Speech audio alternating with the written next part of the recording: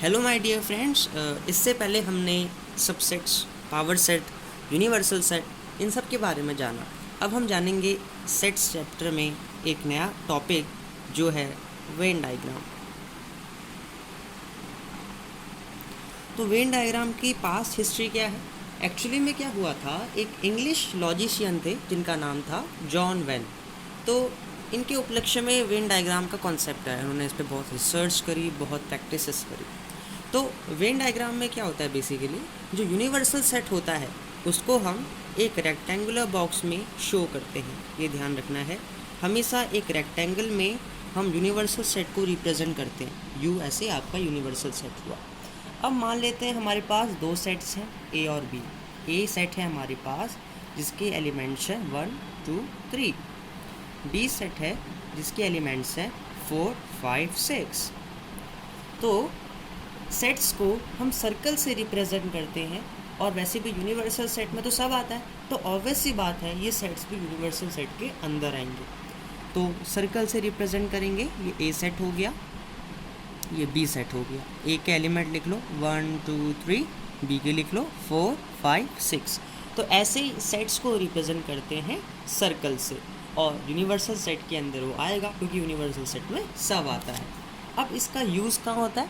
Actually में questions को और आसानी से समझने के लिए और इजी करने के लिए हम वेन डायग्राम्स का यूज़ करते हैं। नहीं तो अगर थ्योरेटिकली देखें तो थोड़ा टफ पड़ता है, लेकिन वेन डायग्राम से अगर हम करेंगे तो आसान हो जाता है। इसके बाद इस चैप्टर का बहुत इंपॉर्टेंट कॉन्सेप्ट आता है जो कि है operation on sets.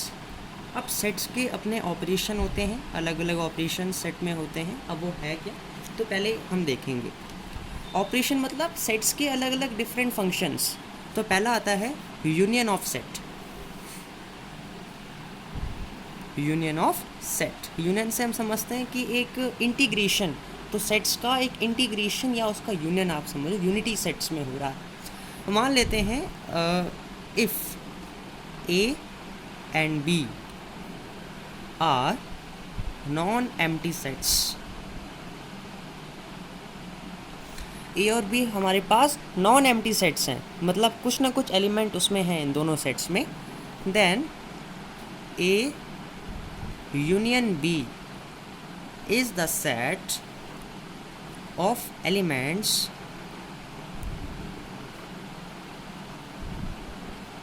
in which the elements either belongs to set A और set B और both sets। कहने का मतलब ये है कि A और B हमारे पास मान लेते हैं नॉन एम्प्टी सेट्स हैं, कोई ना कोई इसमें एलिमेंट है। तो जो A यूनियन B होगा वो एक ऐसा सेट होगा एलिमेंट्स का जिसकी एलिमेंट या तो सेट A को बिलोंग करेंगे या सेट B को बिलोंग करेंगे या दोनों को ही बिलोंग करेंगे, क्योंकि इंटीग्रेशन है।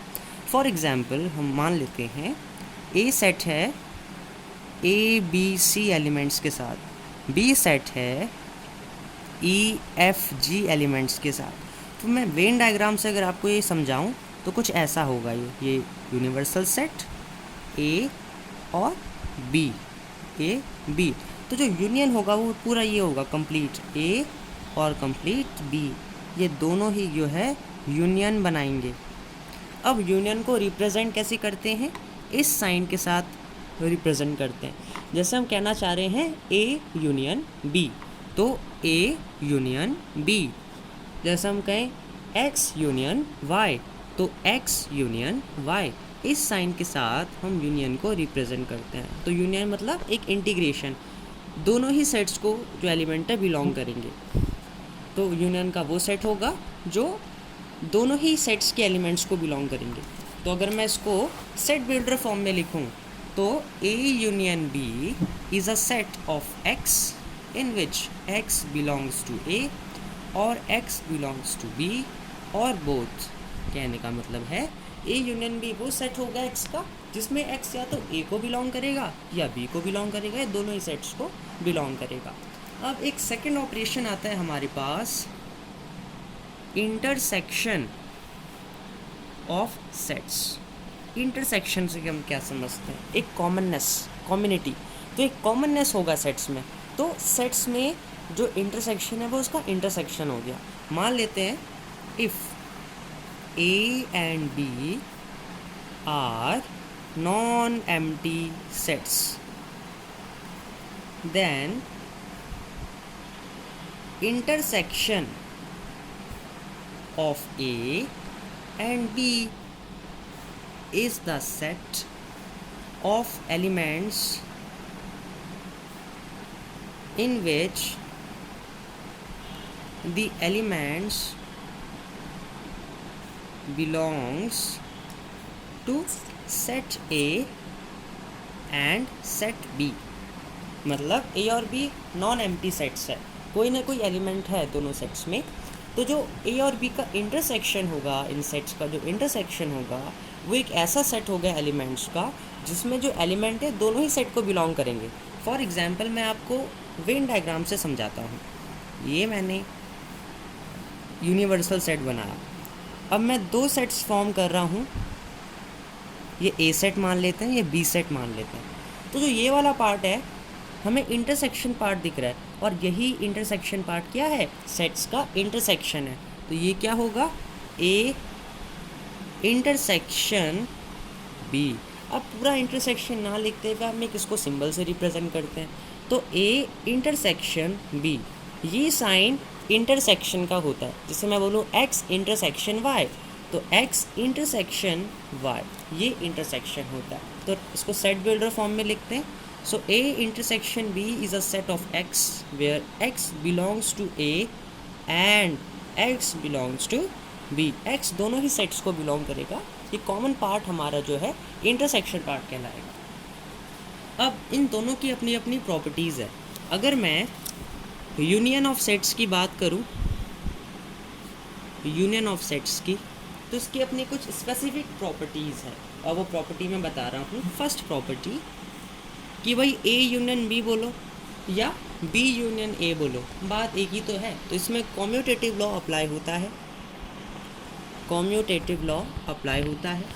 सेकंड है, अगर मैं देखो ए यूनियन बी करूं पहले, उसके बाद यूनियन सी करूं, या ए को पहले बाद में रखूं, पहले मैं बी यूनियन सी कर लूं, तो बात तो एक ही है, सेम फंक्शन कर रहे हैं। तो इसमें एसोशिएटिव लॉ भी अप्लाई होता है, एसोशिएटिव लॉ इसमें अप्लाई होता है। अब तीसरा, ए के साथ अगर मैं यूनियन करूँ फाई का, तो ए ही आएगा ना, क्योंकि फाई का तो कोई एलिमेंट ही नहीं है, तो सारे एलिमेंट एक ही आएंगे। तो ये है law of identity element, identity element का ये लॉ है, ठीक है, आइडेंटिटी एलिमेंट का लॉ है ये। या फिर phi is the identity of union, phi एक आइडेंटिटी है, और किसकी आइडेंटिटी है, यूनियन की आइडेंटिटी होती है। फोर्थ प्रॉपर्टी आती है इसमें कि ए यूनियन ए करूँ तो ए ही होगा ना, क्योंकि ए के साथ ए का यूनियन तो मतलब ए के एलिमेंट आएंगे, तो ए हो जाएगा।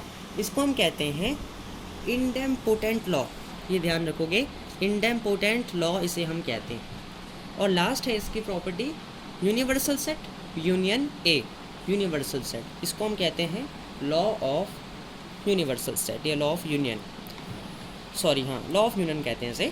तो यूनिवर्सल सेट के साथ अगर आप ए का यूनियन करोगे तो दोनों ही को बिलोंग करेगा ना, तो मतलब कंप्लीट यूनिवर्सल सेट अपने आप आ जाएगा। इसके बाद इंटरसेक्शन की भी अपनी कुछ स्पेसिफिक प्रॉपर्टी है। अब हम इंटरसेक्शन पर आते हैं थोड़ा सा। तो पहली प्रॉपर्टी इसकी देखो, ए इंटरसेक्शन बी करो चाहे बी इंटरसेक्शन ए करो, बात एक ही है। तो इसमें भी कॉम्यूटेटिव लॉ अप्लाई होता है, ये इंपॉर्टेंट है कॉम्यूटेटिव लॉ। सेकंड देखो, अगर मैं पहले ए इंटरसेक्शन बी कर लूँ, उसके बाद इंटरसेक्शन सी करूँ, या पहले ए को साइड रखो, पहले मैं बी इंटरसेक्शन सी कर लूँ, बात एक ही है। तो एसोशिएटिव लॉ उसमें भी अप्लाई होता है, मतलब एक सेम चीज़ आप देख रहे हो, वही चीज़ यूनियन में है, वही चीज़ इंटरसेक्शन में है। तीसरा देखो, फाई के साथ अगर मैं ए का इंटरसेक्शन कर रहा हूँ तो कोई भी इंटरसेक्शन नहीं होगा, क्योंकि ये तो जीरो एलिमेंट है, जीरो के साथ क्या इंटरसेक्शन होगा, तो सिंपली फाई आ जाता है, ये ध्यान रखना है। और अगर मैं यूनिवर्सल सेट के साथ ए का इंटरसेक्शन करूँ तो ए तो होगा। मान लो ये यूनिवर्सल सेट है कंप्लीट, मान लो ये यूनिवर्सल सेट है। अब इसमें मैं ए का इंटरसेक्शन कर रहा हूँ, ये एक ए सेट है, यूनिवर्सल सेट के अंदर ए सेट आ गया, इन दोनों का इंटरसेक्शन क्या होगा, ये पार्ट तो होगा, तो अपने आप ए आ जाएगा, ए सेट आ जाएगा। इसको हम कहते हैं law of phi and union. Fourth part देखो, ए के साथ ए का इंटरसेक्शन, ए क्योंकि वही एलिमेंट है तो वही चीज़ आ जाएगी। लास्ट लॉ है इसमें, ए इंटरसेक्शन अगर मैं बी यूनियन सी करूँ और उसके बाद या मैं ए इंटरसेक्शन बी कर लूँ फिर यूनियन ए इंटरसेक्शन सी कर लूँ, बात एक ही है। इसको हम कहते हैं डिस्ट्रीब्यूटिव लॉ। डिस्ट्रीब्यूटिव लॉ इसको हम कहते हैं। अब मैं इसको आपको डायग्राम से समझाता हूँ। ऐसे देखो, हमने क्या लिखा था इससे पहले कि A intersection B union C है ना, वो इक्वल है किसके, A intersection B union A intersection C. तो पहले मैं LHS साइड को बताता हूँ आपको, यूनिवर्सल सेट। अब क्या है देखो, 3 सेट्स मैं ले रहा हूँ, ए बी सेट और एक सी सेट में ले लेता हूँ। ये ए बी और सी सेट है। देखो बी यूनियन सी क्या हुआ, ये कंप्लीट बी यूनियन सी हो गया। इसके साथ ए का इंटरसेक्शन तो केवल इतना वाला पार्ट होगा ना, ए का इंटरसेक्शन। अच्छा, और ये वाला पार्ट होगा ए का इंटरसेक्शन, क्योंकि इसमें ए आ रहा है। अब देखो मैं RHS ले रहा हूँ, ठीक है, RHS ले रहा हूँ, यूनिवर्सल सेट है, ठीक है, सेम चीज़ है, ए सेट, ये बी सेट ले लो, ये सी सेट ले लो। अब देखो A intersection B, A intersection B ये वाला पार्ट, इसका यूनियन किसके साथ, ए इंटरसेक्शन सी के साथ, ए इंटरसेक्शन सी ये वाला पार्ट। तो ये वाली चीज़ ही तो बन रही है। तो ये सेम चीज़ है, आप इसको कह सकते हो, ये डिस्ट्रीब्यूटिव लॉ है, ठीक है। तो ये डिस्ट्रीब्यूटिव लॉ। अब एक लास्ट टॉपिक आता है आज का, वो है डिफरेंसेस ऑफ सेट्स। क्या आता है, डिफरेंसेस ऑफ सेट्स। कई बार ऐसा क्वेश्चन आ जाता है, ए माइनस बी दे देंगे, वो बी माइनस ए दे देंगे। तो प्रैक्टिकली इसको समझते हैं। डिफरेंसेस ऑफ सेट्स का मतलब क्या होता है। मान लेते हैं मेरे पास एक यूनिवर्सल सेट है, ये ए सेट है, ये बी सेट है मेरे पास। अगर मैं ए माइनस बी करना चाहता हूँ, ठीक है, अगर मैं ए माइनस बी करना चाहता हूँ तो मैं क्या करूँगा, ए में से बी को हटा दूंगा। अब ये कंप्लीट ए है, इतना बी वाला पार्ट है, तो मैं इसको सेपरेट कर दूंगा। क्या बचा ये वाला पार्ट बचा। वहीं देखो यूनिवर्सल सेट है, अगेन ए सेट बी सेट। अब मैं बी माइनस ए करना चाहता हूँ, मतलब मैं बी में से ए को हटाना चाहता हूँ, तो बी में ए का पार्ट इतना है, इसको मैं साइड कर देता हूँ। क्या बचा, ये वाला पार्ट बचा।